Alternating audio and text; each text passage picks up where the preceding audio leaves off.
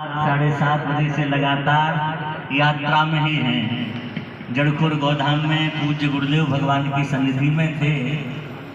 जड़खोर गोधाम से आप सभी परिचित हैं।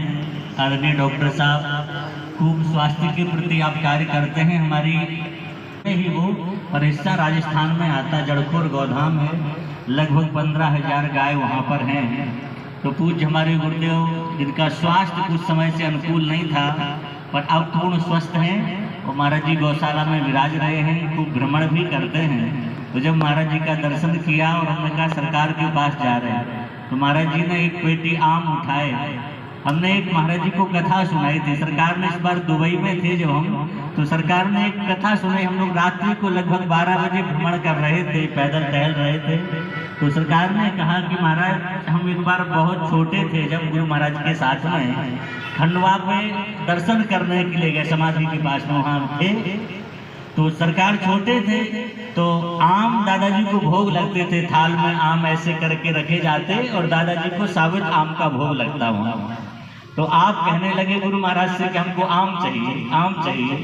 तो गुरु महाराज ने कहा इस दरबार में अपनी अर्जी खुद लगाई जाती, खुद प्रार्थना करिए। आप यहाँ किसी की नहीं चलती, दूसरे की नहीं, यहाँ सिफारिश नहीं चलती, यहाँ तो खुद कहो। आप लोग बहुत ध्यान से सुनिए। जैसे गुरु महाराज ने आपसे कहा यहाँ सिफारिश नहीं चलती, खुद ही करिए, खुद कहो। तो आप तो बालक ही थे पर आपने दादाजी से प्रार्थना की और उस प्रार्थना का प्रभाव आप देखें। आपने मन में कहा और जो थाल में आम रखे थे अपने आप उसमें से आम उछल करके नीचे गिरे। ऐसे उछल के नीचे आ गए 2 आम। तो जैसे ही नीचे आए तो गुरु महाराज ने कहा उठाओ, उनको उठा लीजिए। उठाए और इन्होंने आपने उसको फिर पाया। गुरु महाराज ने कह दिया, हाँ गुरु महाराज ने कहा अभी खाओ आप। तो आप तो गुरु महाराज ने जो कह दिया वो करना तुरंत आपने पाया। और फिर गुरु महाराज ने ऐसा कहा, दादाजी ने हाँ अपने गुरु महाराज को आपने कहा कि दादाजी हमसे ऐसा कह रहे कि तुमको रोज 1 किलो आम हम देंगे, 2.5 किलो आम रोज देंगे। आप कहीं रहो तो सरकार कहते हम कहीं रहे महाराज जी, आम पता नहीं कहाँ से आ जाते, दादाजी महाराज भेज देते हैं। तो हमने ये कथा महाराज जी को सुनाई थी। तो महाराज जी ने सबसे पहले आम आए थे मुंबई से, पेटी उठा के कहा सरकार के लिए लेकर के जाइए। तो वो आम सरकार ने तुरंत उसको पा भी लिया। वे देखते ही आते ही तुरंत उसको स्वीकार कर लिया। संतों की महिमा बड़ी अद्भुत है। संतों को ना हम सब पहचान सकते हैं, इनको पहचान पाना अतिशय दुर्लभ है। इसलिए हमारे यहाँ एक वाक्य कहा जाता है, इनको उतना ही हम जान सकते जितना ये जना दें अपने बारे में। इसलिए आप चाहे हम कुछ जानने की कोशिश करें, हम इन्हें पहचाने, तो 2 लोग ऐसे हैं जिन्हें पहचानने की सामर्थ्य किसी भी जीव की नहीं है। एक वो है भगवान और एक संत है। इन 2 को हम लोग नहीं पहचान सकते। अपने बारे में जितना हमें ज्ञान करा दें उतना हमें ज्ञान हो जाता है। और हम अक्सर कहते हैं दरबार में आकर के कि आप सभी लोग दादाजी के भक्त अतिशय सौभाग्यशाली हैं। भगवान ने श्रीमद् भागवत के 11 स्कंद में एक वाक्य कहा है। भगवान ने कहा कितना भी भयंकर कलयुग आ जाए, उद्धव जी को भगवान कह रहे, उद्धव कितना भी भयंकर कलयुग आ जाए, कलिकाल के जीवों को घबराना नहीं चाहिए। उद्धव जी ने कहा भगवान क्यों नहीं घबराना चाहिए?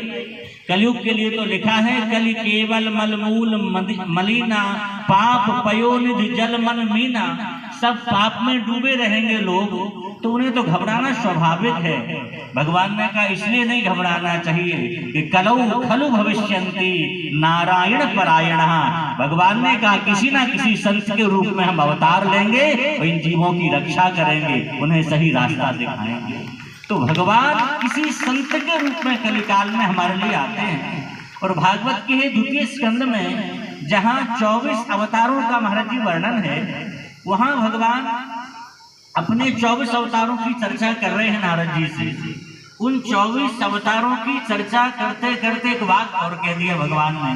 भगवान कह रहे हैं नारद जी 24 अवतार तो हमने तुम्हें गिना दिए हैं, पर ये मत सोचना कि अवतार 24 ही होते हैं हमारे। भगवान आगे कह रहे ऋषयो मनवो देवा मनुपुत्रा महोजसा कला सर्वे हरे रैव स प्रजापत्यस्तथा।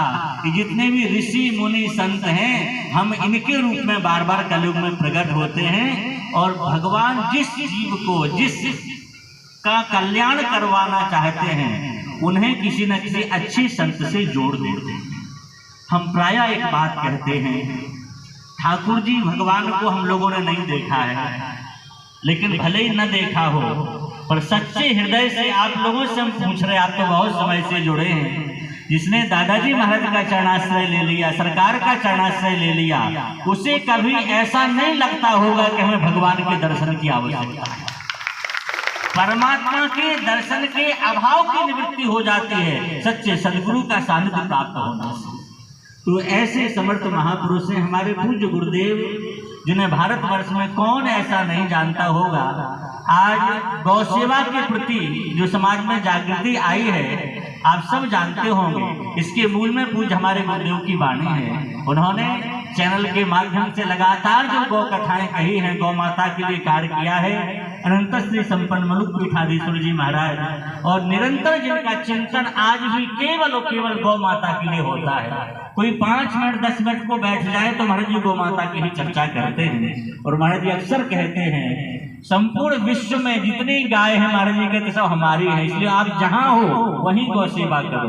महाराज जी कहते ये नहीं कि हमारी गौशाला में आप सेवा करिए, नहीं, जहां गाय है महाराज जी कहते वो सब हमारी ही गाय है, गोपाल जी की गाय है। तो ये हमने गुरुदेव का स्मरण इसलिए किया है कि गुरुदेव हम लोगों को बार बार कहते हैं पूज्य सरकार के लिए कि हम लोग सौभाग्यशाली हैं, ऐसे कलयुग में हमको ऐसे महापुरुष प्राप्त हो गए।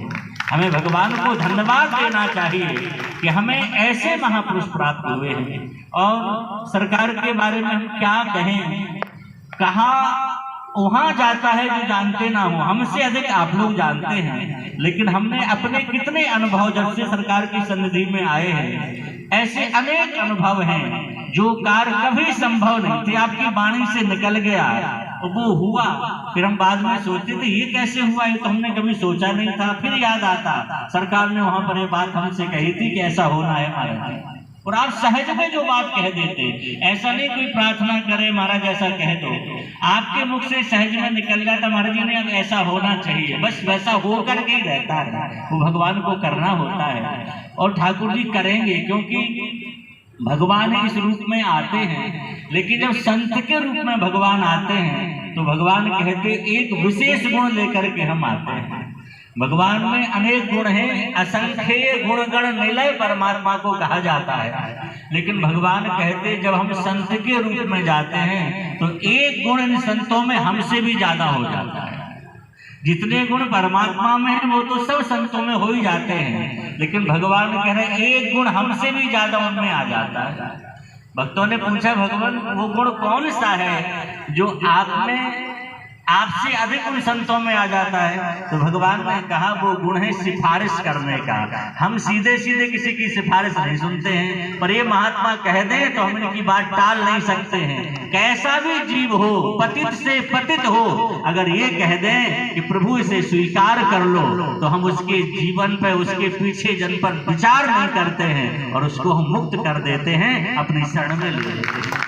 केवल एक साखी बाबा मलुकदास जी की हम कह दें, जिस पीठ पे हमारे गुरुदेव आचार्य हैं मलुक पीठाधीश्वर जी महाराज। एक बार मलुकदास जी के सामने भगवान प्रकट हो गए और भगवान ने कहा मलुकदास कुछ वरदान मांग लो।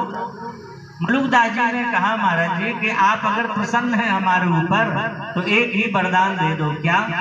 मलुकदास जी कहते जे दुखिया संसार में मैटहूं तिनकर दुख, जितने दुखी प्राणी हैं आप सबके दुख दूर कर दीजिए।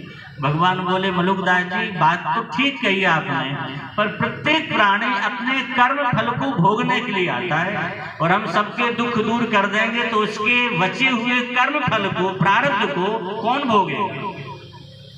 मलुकदास जी ने कहा आप तो सबको सुखी कर दो, रही बात इनके प्रारब्ध को भोगने की तो बाबा मलुकदास जी कहते दलिद्र सौंप मलुक को लोगन दीजिए सुख, इनका प्रारब्ध हम भोग लेंगे, इनको सुखी कर दीजिए। ऐसी करुणा होती संत के अंदर। कोई जीव आ जाए उसके कष्ट को अपने ऊपर लेकर के उसे कष्ट से मुक्त करते, भगवान से प्रार्थना करते हैं। आपके यहाँ कर्म फल वाली बात है तो लाओ, उसे हम स्वीकार कर लेते हैं, बाकी आपको इसे मुक्त कर दिए, प्रसन्न कर दीजिए। सरकार ने एक बात बताई थी हमको, कई बार हमने महाराज जी से कही थी, वो एकांत में जब थे, कि हमारे महाराज जी पाठ पूजा बहुत करते हैं, नियम बहुत करते हैं, सरकार को पता है। और रात्रि को 12 बजे 2 बजे भी आश्रम पहुंचेंगे तो उनका नित्य नियम है पोथी खोल के पाठ करना शुरू कर देंगे, और सुबह भी बहुत देर तक करते हैं। तो सरकार ने कहा महाराज जी अपने तो संत हैं, अब ज्यादा करने की क्या, किसके लिए करना अपने को, ठाकुर जी अपने हैं, ज्यादा क्या करना उसके लिए। तो महाराज जी ने कहा सरकार नियम है वो तो करने होता है। तो महाराज जी ने कहा सरकार ने कि आप तो नियम छोड़ दो, उसका दोष लगे तो हमें दे देना, हमें हो जाए, कोई बात नहीं, आप छोड़िए नियम, आप तो प्रेम से प्रसाद पाओ, ठाकुर जी का दर्शन करो, खूब घूमो फिरो, प्रसन्न रहिए। तो ये संतों की करुणा होती है।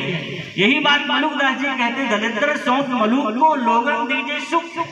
आप तो सारे दुख उनके जो प्रारब्ध हैं वो हमें दे दीजिए, हम भोग लेंगे, लेकिन सबको सुखी कर दीजिए। तो ये करुणा, ये सिफारिश का गुण संतों में विशेष रूप से होता है। बस शर्त यही है हम हृदय से इनसे जुड़ करके रखें। संतों से बाहर से नहीं जुड़ना चाहिए, नाम के लिए नहीं जुड़ना चाहिए, बताने के लिए नहीं कि हम बताएं हम उनसे जुड़े, नहीं, हमारा जुड़ाव हृदय से होना चाहिए। और जिसका जुड़ाव हृदय से होता है उसे कहना नहीं पड़ता है, उसकी स्वयं वो चिंता करते हैं। सच बात है, ये जितने लोग हैं दुनिया में कोई ना कोई विशेष महापुरुष का वरद हस्त है, क्योंकि भगवान भागवत में एक जगह लिख रहे हैं महाराज जी, जब तक पृथ्वी टिकी है तब तक कोई ना कोई महापुरुष इस पर है, जिसके तप से, जिसके तेज से, जिसके तपस्या के कारण पृथ्वी टिकी होती है। तो संसार में जो भी कोई कुछ प्राप्त कर सका है वो भगवान की प्रत्यक्ष कृपा ने तो किसी संत का वरदहस्त जरूर रहा है। और जिसके ऊपर संत का वरदहस्त रहा है उसने कभी पीछे मुड़ करके तो नहीं देखा, ये बिल्कुल सच है। इसलिए हमें संतों से हृदय से जुड़ करके रहना चाहिए। अधिक नहीं कहेंगे, आरती भी होनी है।